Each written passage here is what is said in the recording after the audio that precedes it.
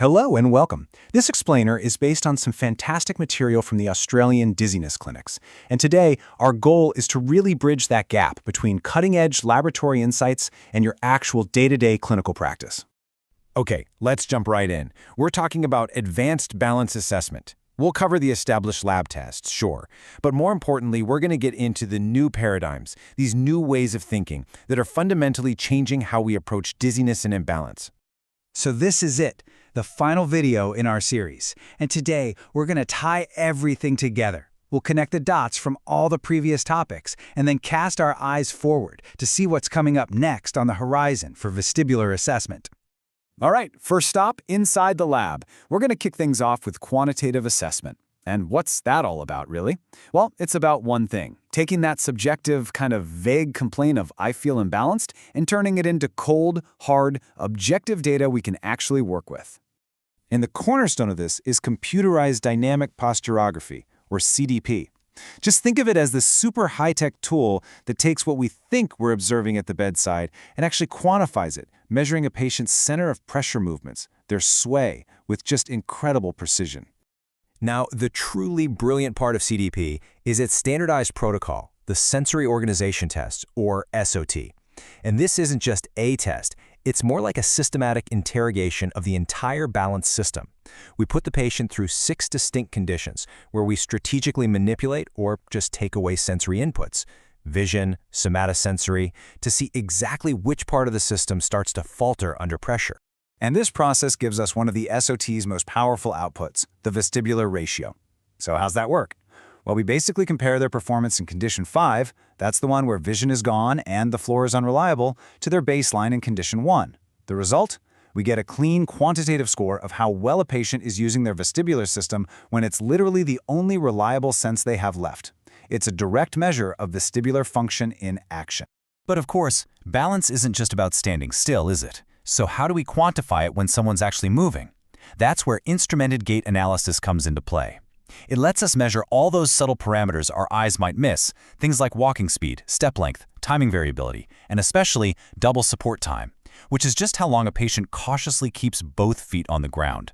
For our patients with vestibular disorders, we almost always see slower speeds and greater variability.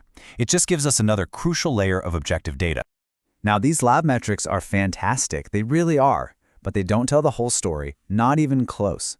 So now let's shift our focus. We're going to move beyond simple reflexes and start digging into the more advanced, more integrated concepts that really govern our sense of balance. And this brings us to a huge question, one I'm sure you've all faced in the clinic. What about that patient?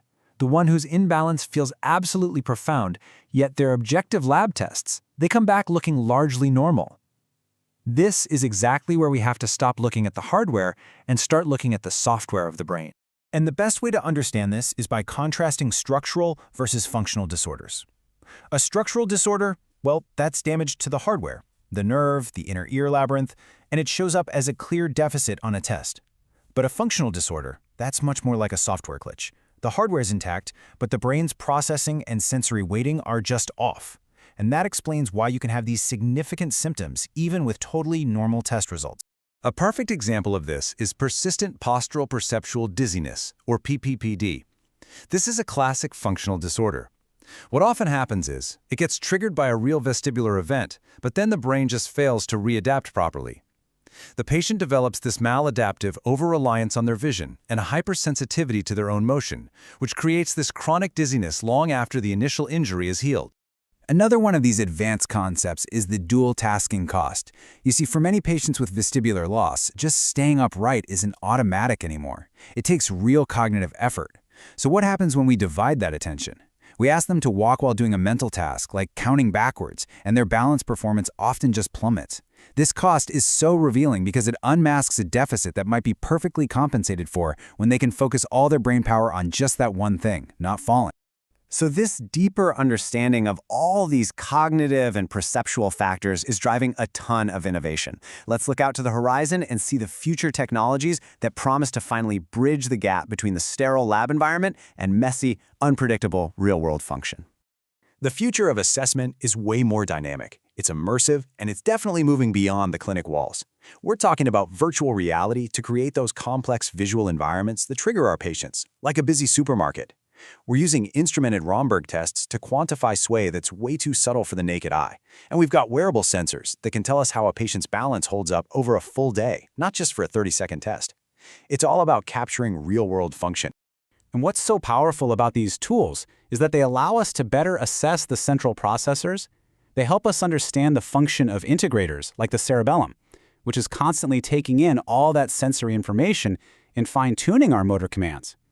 I mean, these technologies are giving us an unprecedented window into the brain's adaptation and its control over balance. Okay, so let's bring this all together. At the end of the day, what is the real clinical utility of all these advanced assessments? Let's summarize the key takeaways.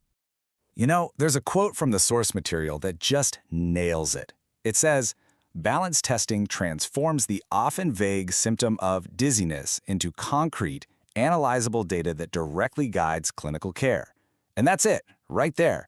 It's all about moving from subjective complaints to objective, actionable insights.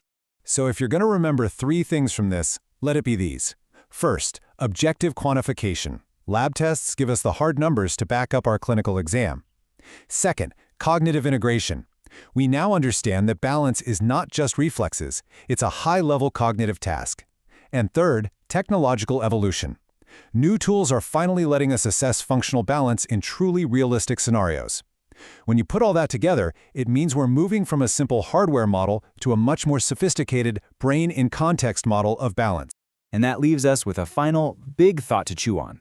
As these incredibly powerful assessment tools become standard clinical practice, how will they fundamentally change our entire approach to designing and implementing vestibular rehabilitation? Something to think about, for sure. Thank you for listening to this series. To explore more similar topics regarding dizziness, vertigo, and imbalance, and to get clinician and patient resource materials, visit AustralianDizzinessClinics.com. Please subscribe and leave a rating.